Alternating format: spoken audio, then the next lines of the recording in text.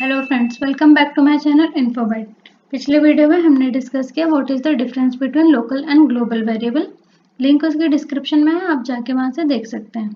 इस वीडियो में हम डिस्कस करने वाले हैं C++ declaration versus definition. Declaration और डेफिनेशन किस तरह से एक दूसरे से अलग हैं, इसके बारे में डिस्कस करेंगे। तो चलिए स्टार्ट करते हैं। C++ declaration. डिक्लेरेशन क्या होता है? Declaration of a variable is for informing to the compiler the following information. कौन सी? Name of variable, type of variable it holds and the initial value it takes. That is, declaration gives detail about the properties of a variable. जैसे यहाँ पे देखिए, एक variable है, यहाँ पे declare किया है, इसमें भी कोई वैल्यू नहीं है, बस डिक्लेयर किया है कि इसका टाइप इंटीजर है, इस वेरिएबल का नाम क्या है? हाइट है। इतना ही यहाँ पे डिक्लेयर किया है हमने। फॉर एग्जाम्पल, ये तो चलिए ऐसे समझ लिया। अब यहाँ पे देखते हैं कि जब आप C++ में कोई वेरिएबल लिखते हैं तो उसे जब आप डिक्लेयर किस तरह से उसे करते हैं। For example, consider the following declaration int a. यहाँ पे आपने उसका डेटा टाइप दिया कि इंटीजर टाइप का है और यहाँ पे उसका नाम दिया है कि इस पर्टिकुलर वेरिएबल का नाम होगा ए। तो यहाँ पे हमने ए को डिक्लेयर किया, जस्ट इसकी डिक्लेरेशन दी कि ये ए नाम का वेरिएबल है और इंटीजर टाइप की वैल्यू को होल्ड करेगा। Here the information such as the variable name a and data type int which is sent to the compiler, which will be stored in the data structure known as symbol table. Along with this, a memory of size 2 bytes depending upon the type of compiler will be allocated. यहाँ पे क्या होगा कि integer type का लिया है तो आपके कंपाइलर पे आपका जो कंपाइलर है उसके अकॉर्डिंग इंटीजर कितना बाइट लेता है, उसके अकॉर्डिंग मेमोरी में उसको साइज एलोकेट हो जाएगी। अब आपके कंप्यूटर में आप जो कंपाइलर यूज करते हो वो size of different data types क्या होती है, उसके लिए मैंने एक प्रोग्राम बनाया है। C++ प्रोग्राम करके एक प्लेलिस्ट है, आप उसमें देख सकते हैं और उसकी लिंक मैंने डिस्क्रिप्शन में दी है, वहां से आप चेक कर सकते हैं कि आपके उसमें इंटीजर टाइप के वेरिएबल की मेमोरी साइज कितनी होगी, कितने बाइट्स की उसे साइज एलोकेट होगी। नेक्स्ट देखते हैं, एक्सटर्न कीवर्ड अगर मैं यूज करती हूँ तो क्या होगा। Suppose if you want to only declare variables and not to define it, that is we do not want to allocate memory, then the following declaration can be used. क्या करेंगे? Extern, फिर int and a, then semicolon. क्योंकि जैसे पिछले उसमें हमने क्या किया कि डिक्लेयर किया इंट ए, तो वहाँ पे ए को जो है मेमोरी एलोकेट हो गई, पर अभी मुझे ये चाहिए कि इस टाइम पे मेमोरी उसे एलोकेट नहीं करना है, उस पर्टिकुलर मेमोरी को मैं किसी और चीज में यूज करना चाहती हूँ, तो आप क्या करोगे? एक्सटर्न कीवर्ड का यूज करोगे। जब हम एक्सटर्न कीवर्ड का यूज करते हैं तो सिर्फ वेरिएबल का डिक्लेरेशन होता है, वहाँ उसकी डेफिनेशन नहीं दी जाती है और वहाँ पे क्या होगा कि आपको मेमोरी एलोकेट नहीं होगी, उस पर्टिकुलर वेरिएबल के लिए मेमोरी यूज नहीं होगी। तो यहाँ पे आप मेमोरी सेव कर सकते हो। In this example, only the information about the variable is sent and no memory allocation is done.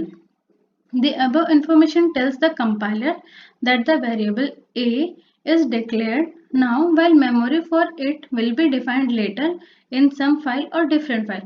तो आप क्या कर सकते हो कि अगर आपको श्योर नहीं है कि इस वेरिएबल को आप आगे कहाँ यूज करने वाले हो, तो आप क्या करोगे? उसे एक्सटर्न ऐसे डिक्लेयर करो, क्योंकि अगर एक्सटर्न से आप डिक्लेयर कर रहे हो तो आप एक तरह से मेमोरी सेव कर रहे हो और जब यूज करोगे तभी उसे उस टाइम पर मेमोरी एलोकेट होगी।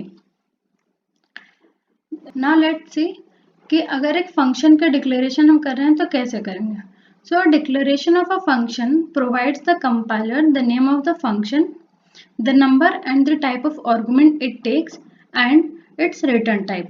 जैसे अब यहाँ पे मैं डिक्लेयर कर रही हूँ एक फंक्शन जिसका नाम है ऐड, और ऐड क्या है, उसकी रिटर्न टाइप क्या होगा? इंट, इंटीजर टाइप की वैल्यू ये रिटर्न करेगा। एंड आर्गुमेंट लिस्ट, मतलब जिसे आप पैरामीटर भी बोलते हैं, सिग्नेचर भी बोलते हैं। तो यहाँ पे 2 आर्गुमेंट है, नंबर कितना हो गया? 2, और टाइप्स क्या हो गए उनके? इंटीजर, दोनों ही इंटीजर टाइप्स के। So here a function named add is declared with two arguments of type int and return type int. Memory will not be allocated at this stage. क्यों नहीं होगी? क्योंकि अभी हमने सिर्फ इसका डिक्लेरेशन किया है, यहाँ पे उसकी डेफिनेशन नहीं दी है, यहाँ इसलिए यहाँ पे इसके लिए मेमोरी एलोकेट नहीं होगी। यहाँ पे सिर्फ हम कंपाइलर को ये बता रहे हैं कि हमारे फंक्शन का नाम ऐड है जिसका रिटर्न टाइप इंट है और दो पैरामीटर्स हैं और दोनों पैरामीटर्स जो है इंटीजर टाइप के हैं। अब देखते हैं कि डेफिनेशन क्या होती है। जैसे हमने देख लिया कि डिक्लेयर कर दिया वेरिएबल, अब वेरिएबल को डिक्लेयर किया है तो उसकी कुछ डेफिनेशन होगी, मतलब उसमें किस तरह की वैल्यू को स्टोर कर रहे हैं। Defining something means providing all of the necessary information to create that thing in its entirety. Defining a function means providing a function body.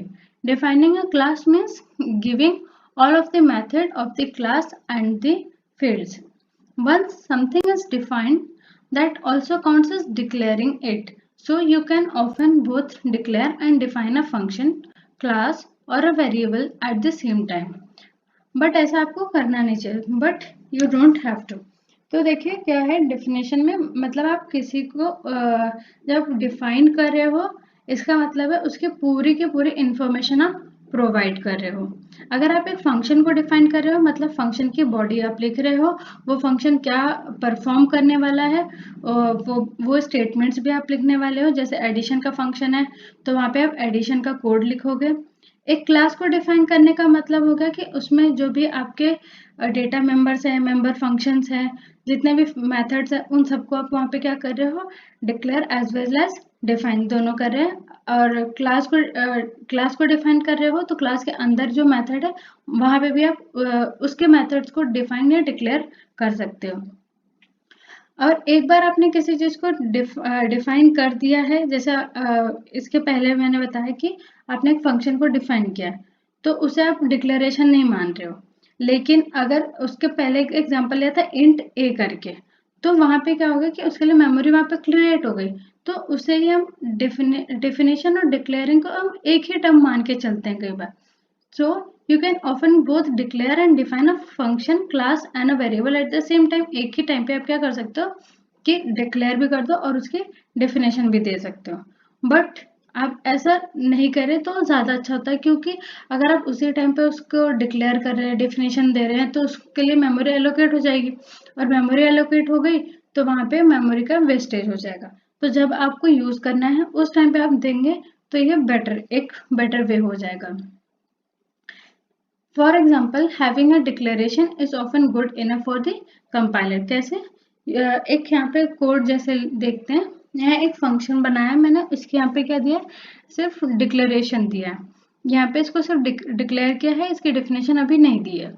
फिर उसके बाद में मेन मेथड बनाया और यहाँ पे मैंने एक x नाम का वेरिएबल कॉल यहाँ पे डिक्लेयर किया, एज वेल एज उसे डिफाइन भी किया। डिफाइन किस तरह से, उसकी वैल्यू को क्या किया मैंने, उसमें इन्फोबाइट फंक्शन जो बना रही हूँ वहाँ पे कॉल कर रही हूँ, तो इन्फोबाइट जो वैल्यू फंक्शन जो वैल्यू रिटर्न करेगा वो x को असाइन हो जाएगी। तो यहाँ पे डिक्लेरेशन एंड डेफिनेशन दोनों एक साथ हो रही है। अब यहाँ पे देखिए, क्योंकि मैंने फंक्शन को कॉल किया है तो इसकी एक डेफिनेशन होनी चाहिए। तो इसकी डेफिनेशन कैसे है, यहाँ पे दिया है मैंने इंट इन्फोबाइट, और ये क्या वैल्यू रिटर्न कर रहा है 2, तो x को क्या असाइन हो जाएगा 2। ये पॉइंट आप नोट कर सकते हैं। Since the compiler knows the return value of a function and the number of argument it takes, it can compile the call of to function even though it doesn't have the definition. In fact, the definition of the method function could go into another file. तो आप इसे इसी file में भी कर सकते हैं और दूसरी फाइल में भी आप इसे डिक्लेयर कर सकते हैं। मीन्स डिक्लेयर यहाँ पे कर दिया और डेफिनेशन इसकी दूसरे फाइल में भी दे सकते हैं, फिर आपको वहां से इसे कॉल करना पड़ेगा। You can also declare a class without defining it. Code that needs to know the details of what is in my class can't work. You cannot do this. Class my class आपने यहाँ पे जैसे पहले क्या क्या declare किया, पर इसकी डेफिनेशन दिया नहीं है, और फिर उसके बाद में आप क्या कर रहे हैं माई क्लास और एक उसका ऑब्जेक्ट क्रिएट किया, उसके बाद में यहाँ पे इसकी वैल्यू डेफिनेशन दी है इस पर्टिकुलर क्लास की, माय क्लास की यहाँ पे आपने डेफिनेशन दी है, उसमें सिर्फ आपने एक वेरिएबल को यहाँ पे डिफाइन किया। तो इस तरह से आप नहीं कर सकते हैं, because the compiler needs to know the size of the variable and object and it can't do that from the declaration of my class, it needs the definition that shows up. तो जब class आप करते हो declare, तो उस time पे आपको उसको declare as well as define दोनों करना पड़ता है। तो अगर आप कभी एक क्लास बनाओ तो सिर्फ ऐसे क्लास माय क्लास लिख के नहीं छोड़ दीजिए, उसमें आप उसका डेफिनेशन भी दीजिए। तो ये इससे क्या होगा कि कंपाइलर को पता चलेगा कि कौन कौन से टाइप के वेरिएबल्स वहाँ पे क्रिएट करना है, कितनी मेमोरी उसको एलोकेट होनी है, तो इसे पता रहना चाहिए।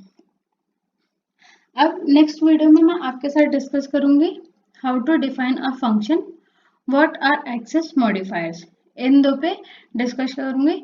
अगर आपको इसमें कोई डाउट है तो कमेंट सेक्शन में ज़रूर पूछिए, मैं क्लियर करूंगी उसे। Thank you for watching.